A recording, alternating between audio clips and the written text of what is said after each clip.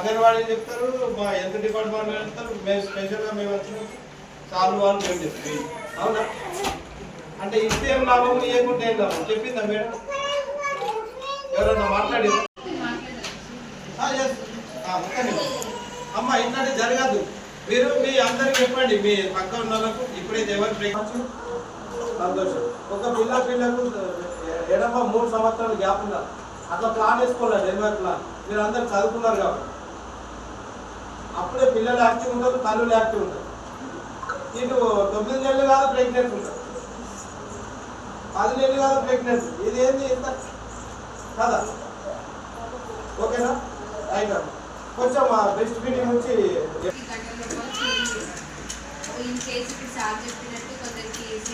అవ్వడం వల్ల మదరే ఈవెన్ వల్ల మట్టిలోనే ఉండిపోవడం వల్ల తల్లులు ఏం చేస్తారు, పిల్లని ఇన్ కేసు అద్దాలలో పెట్టకపోతే కూడా వాళ్ళ రిలేటివ్స్ దగ్గర బేబీ ఉంటుంది, వాళ్ళకి తెలియకపోవడం వల్ల మదర్ దగ్గరికి తీసుకెళ్ళకపోవడం, గంట లోపల పాలు పట్టించకపోవడం ఇలా జరుగుతుంది. మీకు అందరికీ సీ సెక్షన్స్ అయ్యాయి కాబట్టి నాకు తెలిసి మీకు గంట లోపల ఏ పిల్లలకు పాలు పట్టించుకుంటారు. ఒకటి.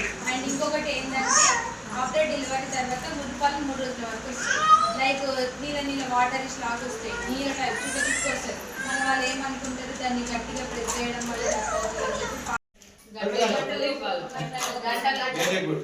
గంట లోపల తల్లి పాలు ఖచ్చితంగా పాపకు పడతారు. ఏం లాభం ఉంటుంది పడితే? సో ఇప్పుడు వాడు వెరీ గుడ్, వ్యాధి నిరోధక శక్తి ఉంటుంది పిల్లలు. ఒక తల్లిని పక్కకు పెడుతున్నారు, పిల్లని ఆధారాలు ఇస్తారు.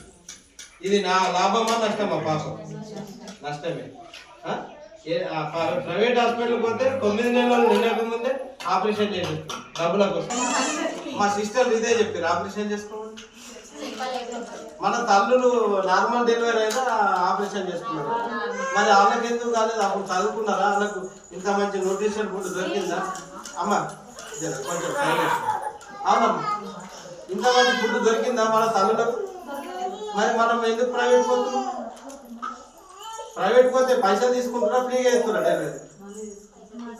మరి పైసలు తీసుకొని కోపించుకున్నాడు, నడుముకు పెద్ద సూదించుడు, ఇట్లా పంపుతారు బాణం లెక్క పంపేసి ఆపరేషన్ చేస్తారు. మీకు తెలియదు కదా, ఆ సూది ఇచ్చిందే తెలుస్తుంది. కోసం కోసేస్తారు, 7 పొరలు కోసేసి బేబీని తీస్తారు. తీసిన తర్వాత బేబీకి ఏమన్నా మన ఇప్పుడు మా లెక్క సానా లెక్క హుషారు పిల్లలు ఉంటారు? ఉంటలేదు. అంతే. ఇప్పుడు బాయిలర్ కూడా ఎక్కుతుంది, అట్లా పిల్లల్ని వేస్తున్నాము. నార్మల్ డెలివరీ అయితేనే చాలా తెలివి ఉంటుంది, బ్రెయిన్ కూడా షార్ప్ ఉంటుంది, పిల్లలకు ఎలాంటి వ్యాధులు ఉండవు. నార్మల్ డెలివరీ అయితే ఎంబటే పాలు తాగిపోయచ్చు, 3 పాలు అంటుంది తెలుగులో. చాలా చాలా పోషకాలు ఉంటాయంటే, విటమిన్స్ ఉంటాయి. ఆ దాంతో ఎలాంటి వ్యాధులు రావు. అప్పటి పిల్లలు గట్టిగా, అప్పటి మనుషులు గట్టిగా అంటారు. ఎందుకు? అదే కదా.